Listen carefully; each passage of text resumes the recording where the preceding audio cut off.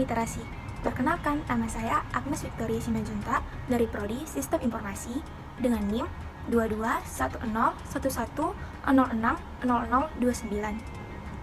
dengan dosen pengampu yaitu Dr. Dra. Jenny Imbang, Magister Humaniora, serta Vince Watak, Sarjana Pendidikan dan Magister Pendidikan.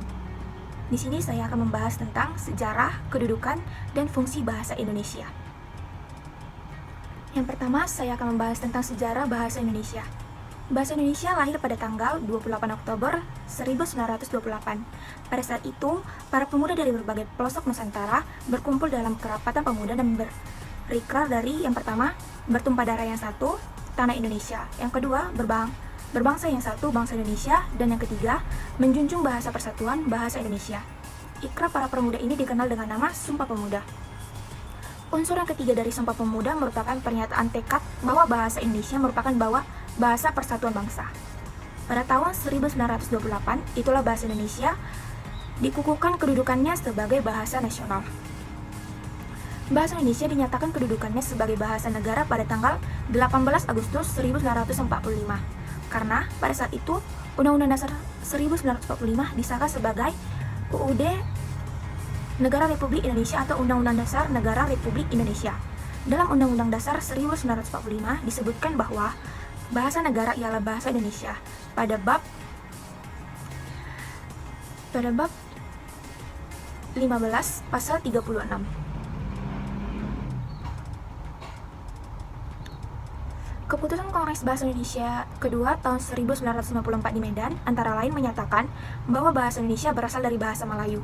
Bahasa Indonesia tumbuh dan berkembang dari bahasa Melayu yang sejak zaman dahulu sudah dipergunakan sebagai bahasa perhubungan atau lingua franca, bukan hanya di Kepulauan Nusantara, melainkan juga hampir di seluruh Asia Tenggara. Nah, yang kedua, saya akan bahas tentang kedudukan dan fungsi bahasa Indonesia. Bahasa Indonesia berkedudukan sebagai bahasa nasional di atas bahasa daerah. Pada 18 Agustus 1945, sehari setelah proklamasi kemerdekaan, bahasa Indonesia secara legal konstitusional dikukuhkan sebagai bahasa negara. Seperti yang tercantum dalam UUD 1945, bab 15, pasal 36 yang berbunyi, bahasa negara ialah bahasa Indonesia.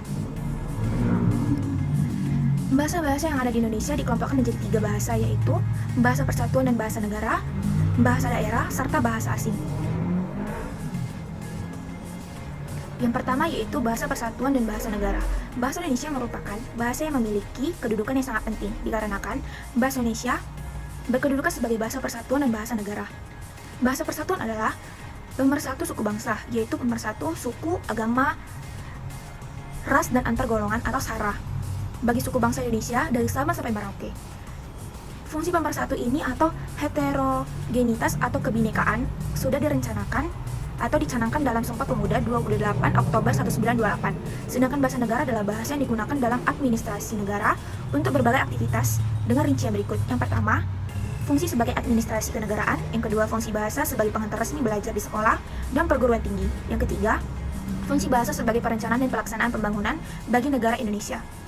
Yang keempat, fungsi bahasa sebagai bahasa resmi berkebudayaan dan ilmu teknologi atau iltek. Yang kedua, bahasa daerah. Bahasa daerah adalah bahasa yang dituturkan di suatu wilayah dalam suatu negara yang berdaulat. Di Indonesia ada berbagai macam bahasa-bahasa daerah dari setiap suku yang menyebar daerah Indonesia. Bahasa daerah juga berfungsi sebagai alat komunikasi dengan keluarga serta masyarakat yang berada di daerah tersebut. Bahasa daerah bisa menjadi pelengkap untuk bahasa Indonesia dalam penyelenggaraan pemerintahan di tingkat daerah. Yang ketiga, bahasa asing. Bahasa asing adalah bahasa yang tidak dipakai oleh orang yang tinggal di sebuah tempat yang tertentu. Misalnya, bahasa Indonesia dianggap sebagai sebuah bahasa asing di Australia. Bahasa asing berfungsi sebagai penunjang komunikasi internasional seperti diplomasi dan politik. Selain ini, juga menjadi pentransfer ilmu pengetahuan dan sumber pengayaan kosakata bahasa Indonesia. C. Bahasa baku. Bahasa baku merupakan bahasa yang digunakan dalam pertemuan resmi. Fungsi bahasa baku itu ada 4 macam. Sebagai berikut, yang pertama, pemersatu sosial, budaya, dan bahasa. Yang kedua, penandaan kepribadian bersuara dan berkomunikasi. Serta yang ketiga, penambahan kewibawaan sebagai pejabat dan intelektual. Yang terakhir, penandaan acuan ilmiah dan penuaian tulisan ilmiah. D. Fungsi bahasa Indonesia yang terakhir, yaitu dari penjelasan di atas tentang sejarah kedudukan bangsa Indonesia secara umum, bahasa Indonesia memiliki fungsi-fungsi, yaitu fungsi personal dan fungsi sosial sebagai berikut. Yang pertama, fungsi personal. Fungsi personal ialah fungsi yang mengacu sebagai alat untuk mengungkapkan pikiran dan perasaan setiap diri manusia sebagai makhluk individu, seperti untuk mengatakan cita-cita, pendapat, ketidaksetujuan atau kesetujuan, rasa suka dan rasa tidak suka, atau yang lainnya. Sedangkan fungsi sosial berbeda dengan fungsi personal, karena lebih mengacu sebagai alat komunikasi dan berinteraksi antar individu dan kelompok. Dengan menggunakan bahasa mereka, bisa saling menyapa, saling bermusyawarah, kerja kelompok, atau bekerja sama. Oke, sekian presentasi dari saya. Terima kasih. Shalom. Salam literasi. Bye.